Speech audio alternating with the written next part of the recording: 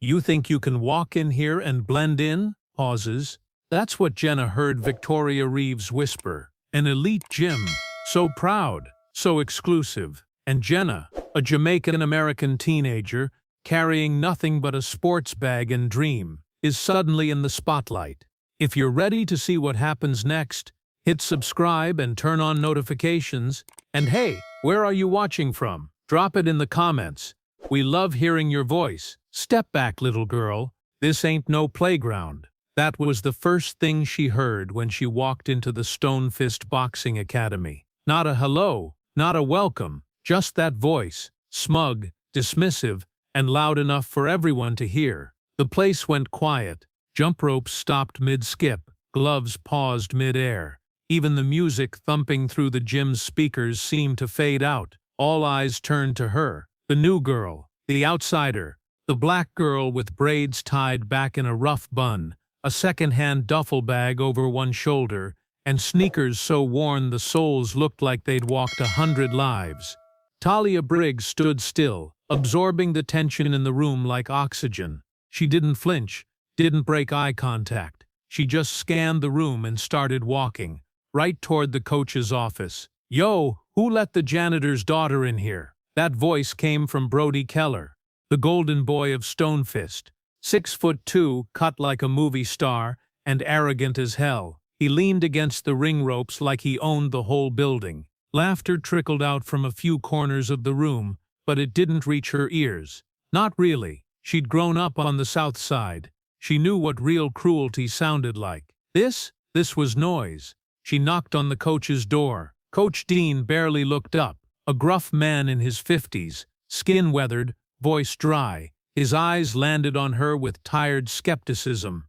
Name? Talia Briggs. Age? 17. Experience? Street gyms, park fights. No official record. She waited. He stared. "What are you looking for here?" She didn't hesitate. "I'm looking for someone who'll stop underestimating me." There was a pause, long enough for her to wonder if he'd throw her out. Then Coach Dean gave a slow nod. "Tryouts start at 6 tomorrow. Don't be late." That was it. She walked out the door the same way she came in, head high, shoulders back, silence in her wake. The next morning, the gym was fuller than usual. Word had spread. Some people were there out of curiosity. Some came to see her fail. But not one of them came to support. She didn't care. Talia had been fighting since she was 10. Not in rings or for medals, but for space, for food, for safety. She'd fought for respect in foster homes, for quiet in school corridors, for her grandmother's life when the ambulance came too late. Compared to all that, this gym was just another round.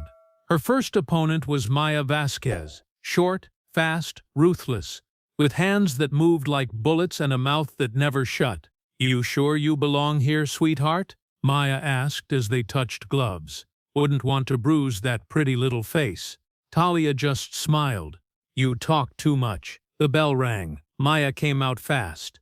First swing, second swing. Talia ducked, slipped, pivoted, and landed one clean jab to the ribs. Maya stumbled. Round 2. Maya was more cautious now, but Talia had already mapped her rhythm. She waited for the hook, dipped low, and drove a fist into Maya's midsection. Another hit, and another. The crowd started murmuring. Even Brody, arms folded by the corner, leaned in. Third round. Coach Dean had stopped scribbling notes.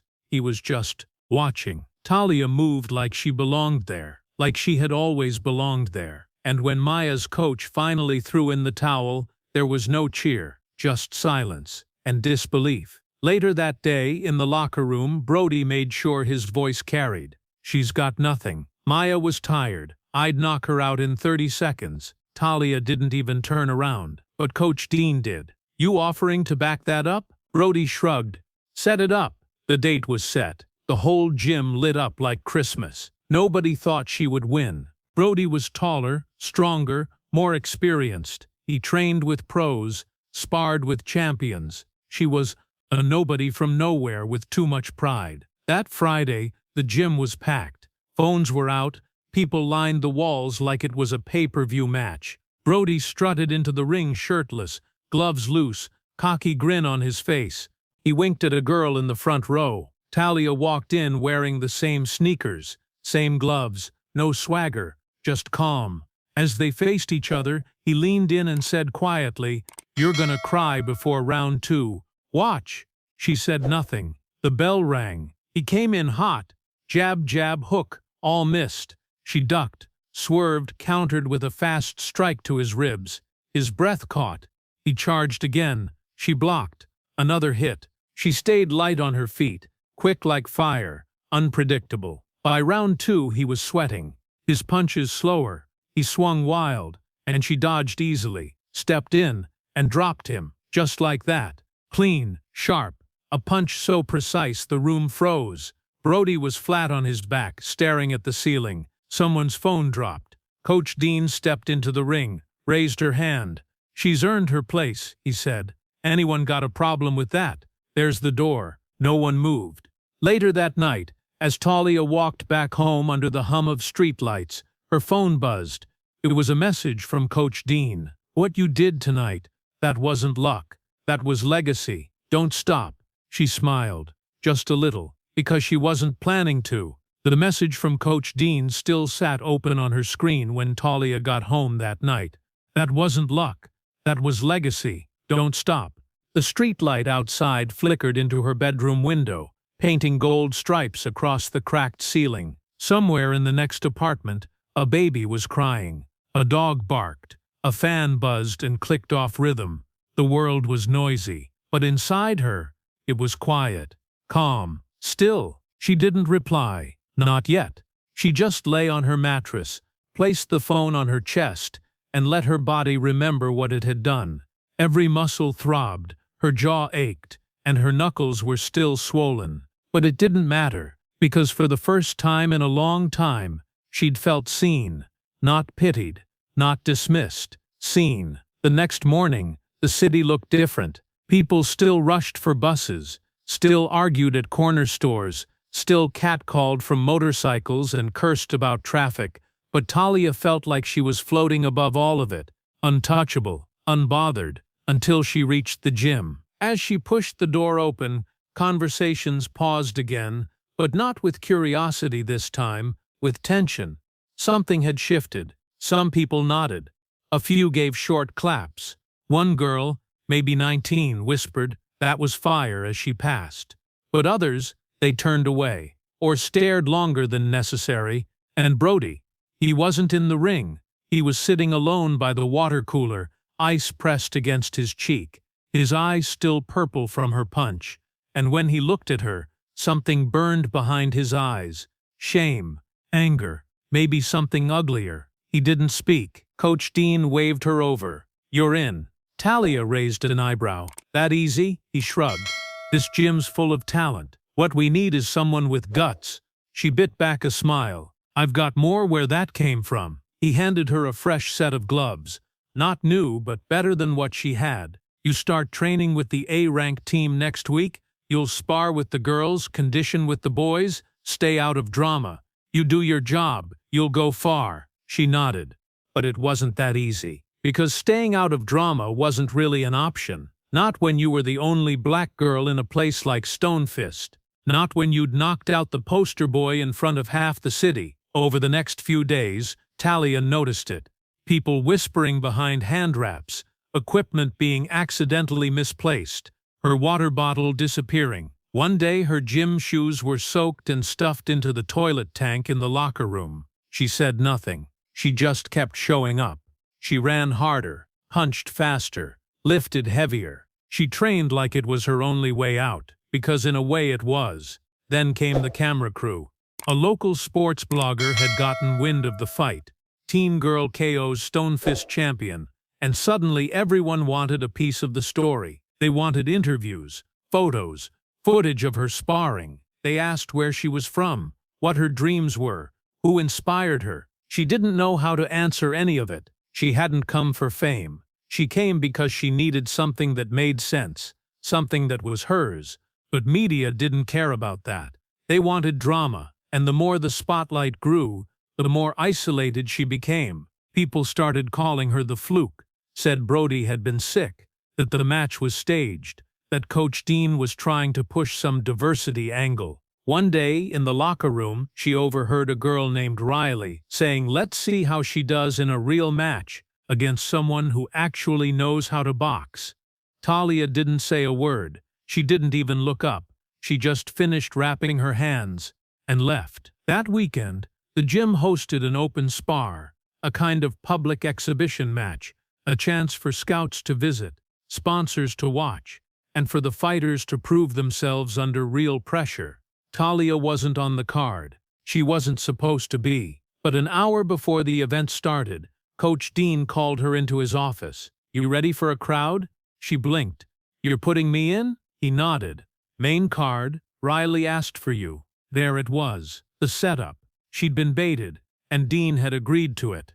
She didn't know whether to feel betrayed or challenged, but either way, she nodded. "I'll be ready." Riley was tall, lean, and fast. She had a scholarship offer pending from a California sports college and had been training at Stonefist since she was 13. She wore expensive gloves, her hair in a tight braid, and a smirk that never left her face. As they stood in the ring, Riley leaned in and whispered, "You're just a headline girl.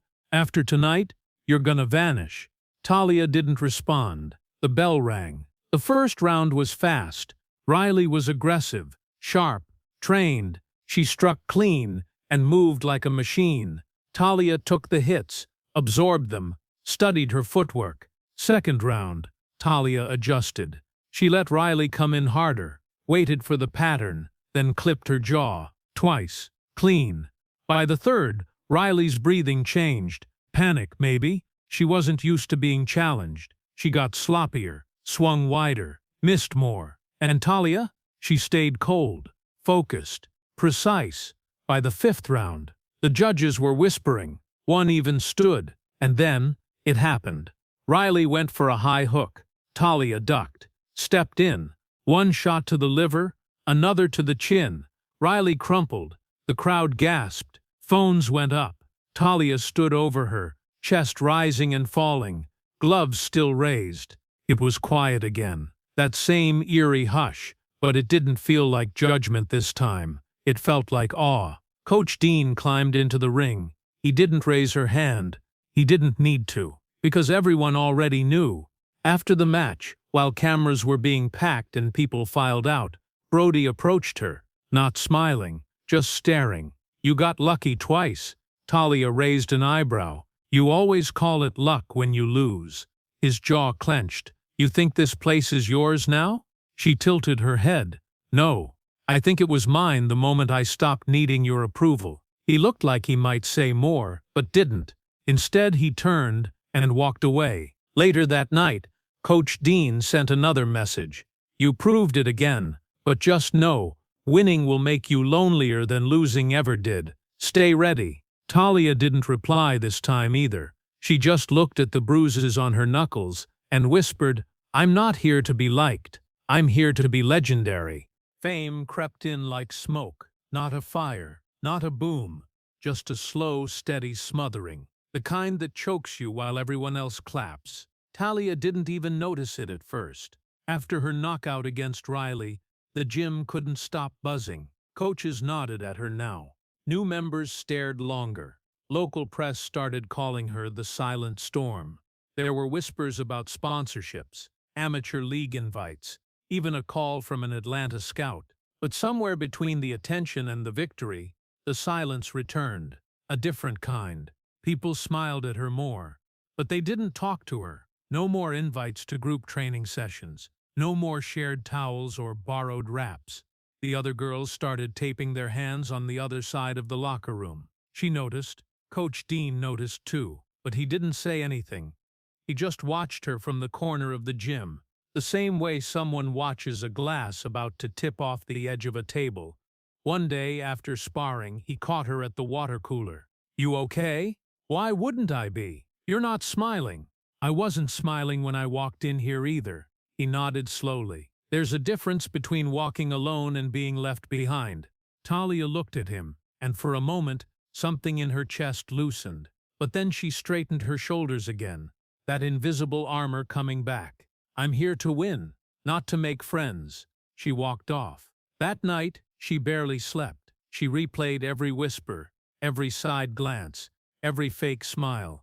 There was a weight building in her chest, one she didn't know how to punch her way through. Winning was supposed to make things easier, but it only made her more visible. And visibility, she was learning, wasn't safety.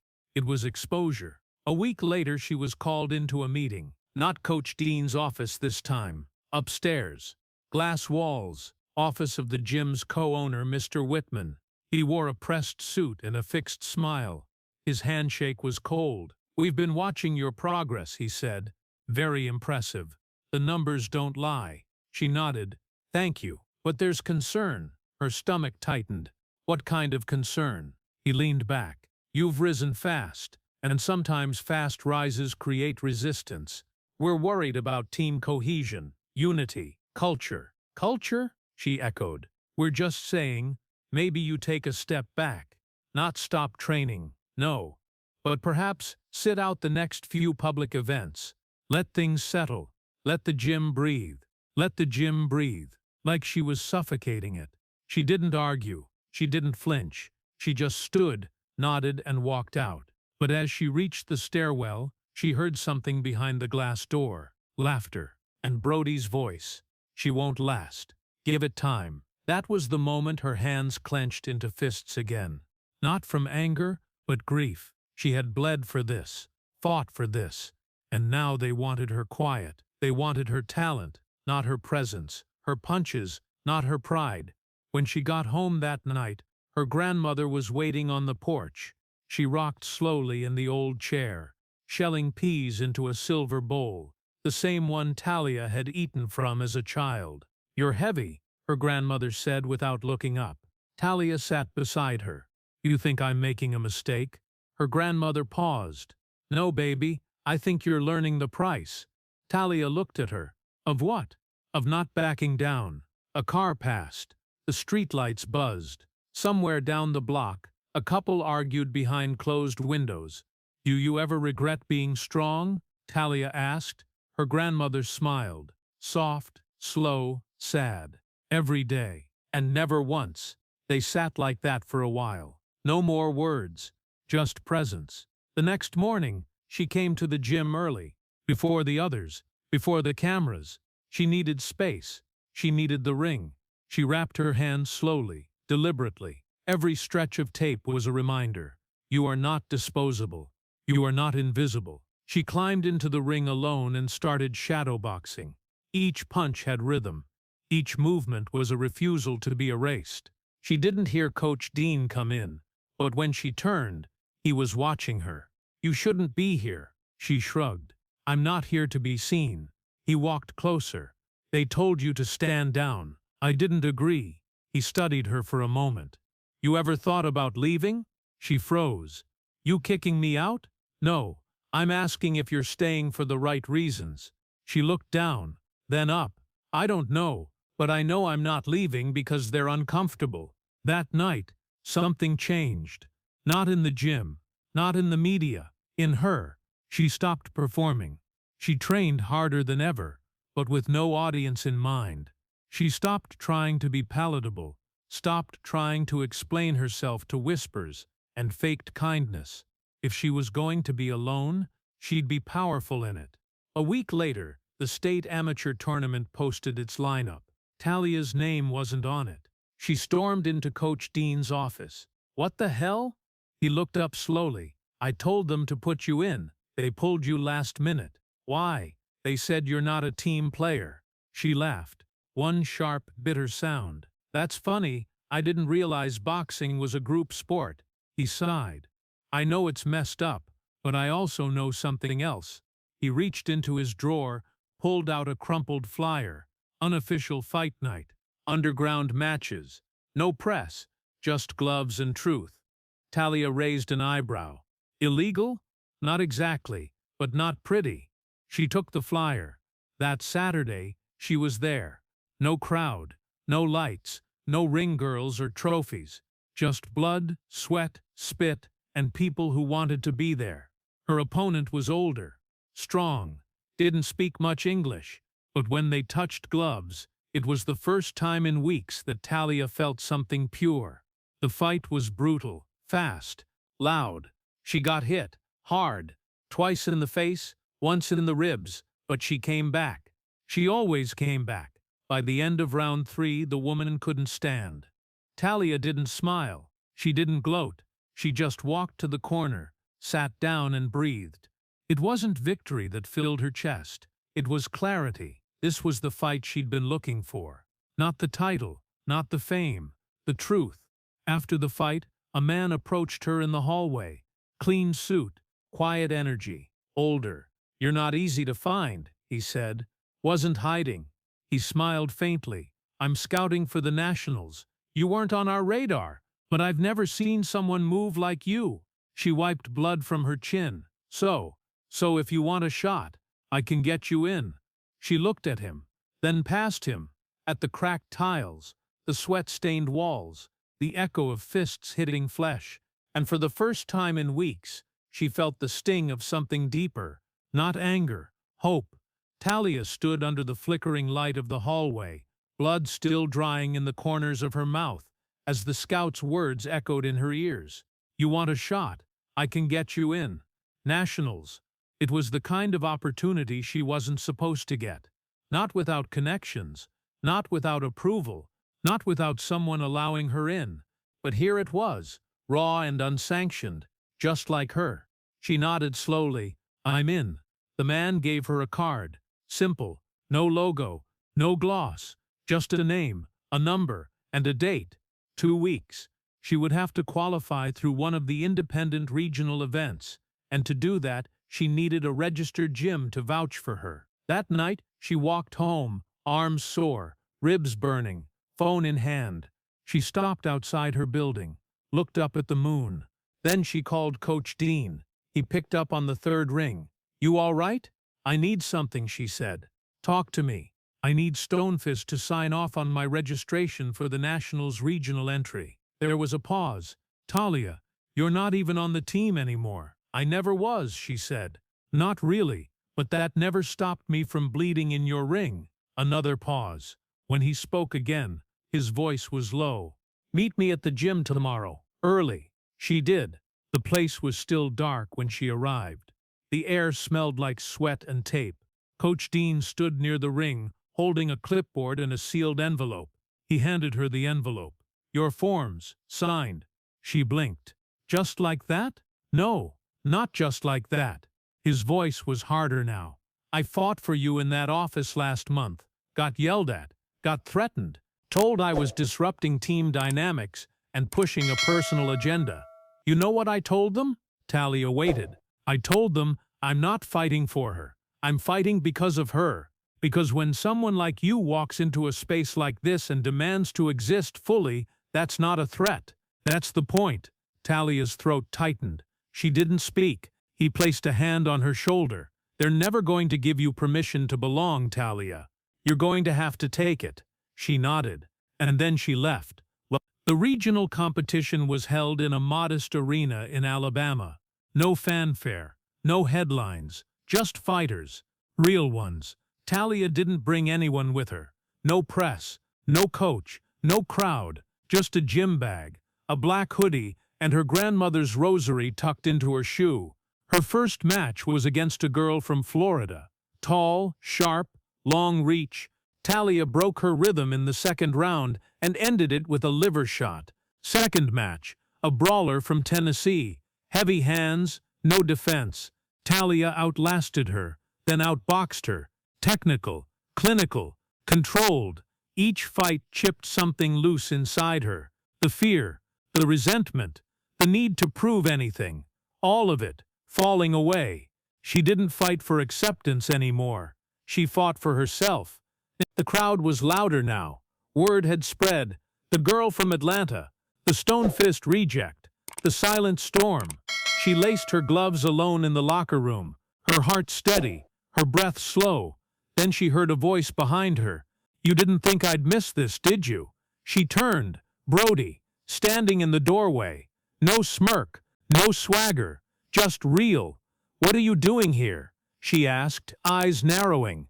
"I came to watch." "Why?" He leaned against the wall. Because I realized something. That day you knocked me down. It wasn't just your fist that hit me. It was your truth. And I hated it. Talia crossed her arms. So you came here to apologize? He shook his head. No, I came to say, you're the fighter I wish I was. She stared at him, waiting for the sarcasm, but none came. Good luck, Briggs, he said, and then he walked away. Her opponent was a national silver medalist, fast, precise, aggressive.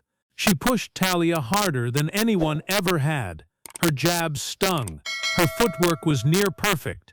By the third round, Talia's left eye was swelling, but her feet kept moving.